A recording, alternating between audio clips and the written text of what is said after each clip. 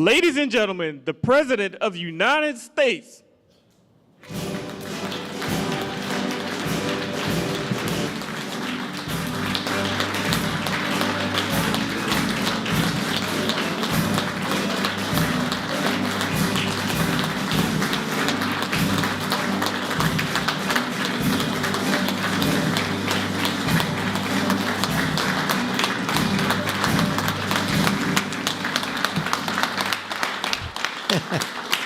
Thank you. Thank you very much. That was quite a formal entrance. I thought we were just going to sit down and talk a little bit. We talk about exactly 1 year ago we had that big, beautiful victory. Exactly 1 year. And last night it was, not expected to be a victory. It was very Democrat areas, but I don't think it was good for Republicans. I don't think it was good. I'm not sure it was good for anybody. But we had an interesting evening, and we learned a lot. And we're going to talk about that, and I'll say a few remarks, and then after that I'll ask the press to leave. The press has been very, very nice to us the last couple of months. They were great to us in terms of the foreign visits with China, Japan, South Korea, Malaysia, and they were actually terrific. So I want to thank you for that. I'm sure you'll get back to your normal ways soon. But we did a great job over in China. And we've done a great job in turning off wars. We stopped 8 wars. And we have 1 to go, as you probably know, and that'll get stopped also. But we've done a great job, so it's really been an honor to do it, and I did it with many of the people in this room. Every one of you I know, and every one of you I like. I like our leaders. I like everybody.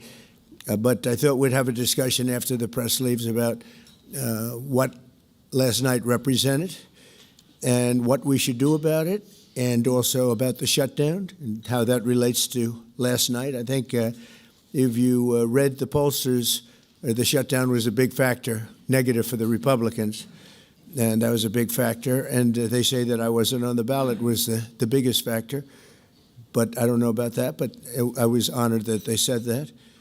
And I just want to thank everybody for being here, and a very special thanks to Vice President J.D. Vance, who's doing a terrific job. J.D., thank you very much.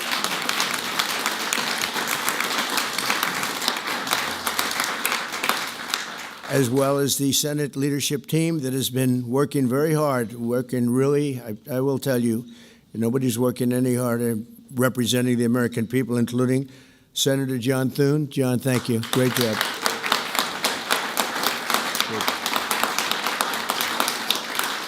Senator John Barrasso. John, thank you very much.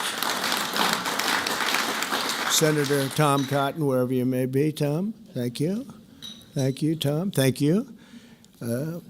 Senator Shelley Moore Capito, who's been very involved. Thank you, Shelley. Senator James Lankford from one of my favorite states, 77 out of 77. I always say 77 out of 77. Reagan was 56. That was the record. We got every one of them. Thank you, James. And a fantastic friend of mine and an incredible advocate during the election a year ago, Tim Scott. Thank you, Tim. So as you know, we are in the midst of a disastrous Democrat-created government shutdown, and it is Democrat-created, but I don't think they're getting really the blame that they should. That's now officially the longest shutdown in American history. The Democrat radicals in the Senate have shown zero interest in reopening the government, and I don't think they'll act so soon. A lot of people disagree. I've been saying for the last 30 days, we've had 4 or 5 different points. Yes, sir, they're going to get it right now. We should have it done in a day. I've heard that about 4 times. I heard it after Kings. They said I was a king. And I heard it after Kings. I heard it after a couple of other moments in time. And I said, no, I don't believe so. And now I heard it's after the election. I don't believe so. I think they will. I think they're kamikaze pilots. I just got back from Japan. I talked about the kamikaze pilots. I think these guys are kamikaze. They'll take down the country if they have to. So I don't think so. Millions of Americans are going to be without SNAP benefits. And I will say about SNAP benefits, so when I was president, we had $7 billion worth, and now they have many times that, because these benefits were given to anybody that asked, and they're up to, I hear, just many times, $47 billion. So it wasn't the purpose of SNAP. It was for people that really had problems, down and out, people that really had problems. But during Biden, they gave it to anybody that wanted it. I think it's something you have to talk about because the numbers are incredible. But countless public servants are now not being paid, and the air traffic control system is under increasing strain. We must get the government back open soon, and really immediately. We have to get it up. We have the hottest economy we've ever had, and it's affecting the stock market now a little bit. But the stock market, as of Friday, has hit many record highs during the last 9 months, many. And it will again. This is just the beginning, because when these plants that are being built right now start opening up, we've never had anything like this. There's a boom. There's a construction boom right now, but that's going to be bigger than that. That's going to be an economic boom as soon as they open up, and it's going to be something special. We have car companies coming in. When I was in Japan, Toyota, Mr. Toyota, I said, "What's your name?" "Toyota." I said, "Oh, you're rich." He said, "How much of the company do you own?" 92.1%. I said, "I'm glad you said the one." He wants to be. I said, "You're a rich guy." And he said, "I'm investing $10 billion in the U.S." And you know who I'm talking about, right? You introduced me, Mr. Senator. You introduced me originally when you were the ambassador to Japan. He's still good. He's still strong. But he had no interest in investing in this country. Now he's investing $10 billion as of 1 week ago in building new plants. We have auto plants coming in incredibly, but we have AI and all of them. And we can't be extorted to give $1.5 trillion to people that came into the country illegally, many from prisons, many drug dealers. A lot of people came in from mental institutions. They want to give a lot of money to the people that came in illegally. We have to get them out. We can't. No country can sustain that. That's not like an attack on our country. In no country, these are not going to be productive people. These are going to be anti-productive people.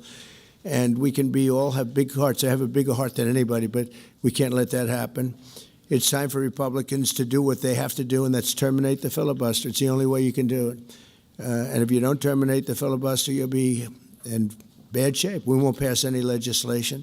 There'll be no legislation passed for 3.25. We have 3.25 years, so that's a long time. But when they can't do an extension, and John, I think they've done an extension every single time they've ever been asked forever. This is the first time they haven't done an extension. Extensions are supposed to be easy, but if they won't do an extension, they won't do any bill, even a simple bill. And we should do our own bills. We should get out. We should do our own bills. We should open up. We should start tonight with the country's open. Congratulations. Then we should pass voter ID. We should pass no mail-in voting. We should pass all the things that we want to pass, make our elections secure and safe, because California is a disaster. Many of the states are disasters. But can you imagine when they vote almost unanimously against voter ID? All we want is voter ID. You go to a grocery store, you have to give ID. You go to a gas station, you give ID. But for voting, they want no voter ID. That's only for one reason, because they cheat. We would pass that in 15 minutes. If you don't get it, you'll never pass that. You'll never talk about mail-in ballots. Mail-in ballots make it automatically corrupt. If you have mail-in ballots, automatically it's correct. Even Jimmy Carter, they had the Carter Commission after he got out of office, and he had a group of very distinguished people, Democrats and Republicans, and they passed, they recommended things take place. It was a long time ago. And they said about mail-in ballots, if there is mail-in ballots, there will definitely be corruption because, they pass through too many hands. I mean, you go in to vote, and they want your card. Even me, I went into Palm Beach. You go in to vote, they want your card, you're this, you're that. They say, "I'm sorry to do this, sir, but I have to look at your identification." I said, "That's all right." I love that. But, you're really not going to get away with much. It was very, very professional and very good, the way it's supposed to be. But these people don't want that. They have legislation in California where it's illegal to ask somebody for voter ID. If you ask somebody for voter ID, if you're an official, and you say, "I'd like to see your voter ID," they can arrest you, okay? They can arrest you because they want to cheat, and they get away with it, and the Republicans let them get away with it, and we won't do that if we have the filibuster. So we're going to talk about that a little bit, and we're going to see if we can sway, because I know we have a lot of, not a lot, I'd say half feel this way, maybe a little bit less than half, and it's time to have a really good talk. If I thought that they weren't going to pass the filibuster, I wouldn't even bring it up. They're going to pass it within the first hour. If they take power, and it's more likely that they take power if we don't do it, because we're not going to be passing any legislation. They're not going to approve anything. We're going to go 3.25 years. There won't be one bill that we're going to pass, because the easiest thing to pass is exactly right now what they won't pass. And they'll do that, and they'll wreak havoc. But let's assume they get in. They're doing it anyway, so it wouldn't matter. They're doing it anyway. And, you know, I have a case where I have great U.S. attorneys that can't be approved because of the blue slips. The blue slips, I think you should terminate blue slips, too. It's a mental termination because it's really a custom. But if you have a Democrat senator or two is bad, but it doesn't make any difference. If you have one senator writes a negative letter on some great U.S. attorney, we had it in Manhattan, Southern District, Jay Clayton, one of the most respected lawyers in the whole country, by far, one of the most respected, and couldn't get approved. The courts approved him. The courts couldn't believe it. They did it like instantly. He went to the best schools, got the best marks, top of his class. Everything was perfect. I mean, he was led the perfect life. Went to Sullivan and Cromwell. Almost immediately became the head of Sullivan and Cromwell. You know, the most prestigious law firm, I would say, in the country, just about. Whether it's Sullivan or two or three I could name, but Sullivan, I would say, really, maybe number one. He was the head of Sullivan and Cromwell for like 20 years. He went to the SEC, was flawless. He did it for me. He was the SEC chairman. He was flawless. Then he went to Apollo, where he was the chairman of Apollo, and was flawless. Everything went good. The stock went through the roof and everything. I asked him to go to the Southern District, and he said, "I'll do what you'd like to do, sir." This is a very high-quality person. But he couldn't get approval from Schumer. Schumer didn't approve him. The best student, the best schools, everything. He's like flawless. And the courts actually said, "You're not approving Jay Clayton," right? Lindsey, you heard this. The courts actually interceded, and they approved him. But that's an unusual guy. We have other people that are really good, but people don't know how good. Top students, top colleges, and they're U.S. attorneys, and they won't be approved. They're not going to be approved. We have one in Los Angeles who's phenomenal, but no, the senators, the Democrats are, you know, again, they're kamikazes. The Democrats are not going to approve them. Blue slips are a disaster. So the only people I can get approved are Democrats. I was told that by the Democrats. We'll only approve Democrats. I said, really, is that right? Well, not going to work that way. Not going to work that way with me. But the blue slips are a total disaster. I have 10 people right now that are doing a phenomenal job, and they will be out of office pretty soon. They've got another 2-3 weeks, a couple of them, and then they're going to have to leave.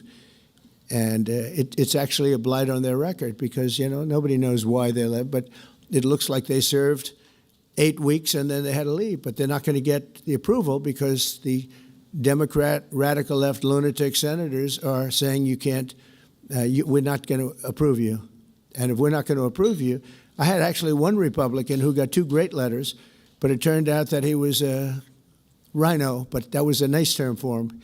Now, he got 2 letters of approval, and when I said 2 Democrats approved him, I had to fire him because I figured if 2 Democrats approved him, they wrote the most beautiful letters. I found out, man, this is strange. And he was no good. I fired him. He was really not much of a Republican. The recommendation of that one wasn't such a good recommendation. Someday I'll tell you who recommended him, but it wasn't exactly the best. But when I saw when I saw the 2 senators from Virginia gave him glowing marks, Tim, I said, let me see this. I read the most beautiful letters I've ever seen. I said, I called him up. I said, sorry, you're fired. Get the hell out of here. But it's a horrible thing. Blue slips is a horrible thing because I have the right to pick judges and I have the right to pick U.S. attorneys, and this takes away the right from me. And I think we're going to go to court on it, and, you know, we'll see what happens in court. But it gives the president, it takes away the right of the president to pick people to serve on the court and to serve as U.S. attorneys, which is very important. But the biggest thing is the filibuster. We have to get the country going. We will pass legislation at levels you've never seen before, and it'll be impossible to beat us. By the way, if they do, they're going to do it anyway, and they are going to immediately do the filibuster. And when they do the filibuster, they're going to pack the court. They want at least five justices. Now I hear it's up to 5. I actually heard up to 7 and up to 9, okay?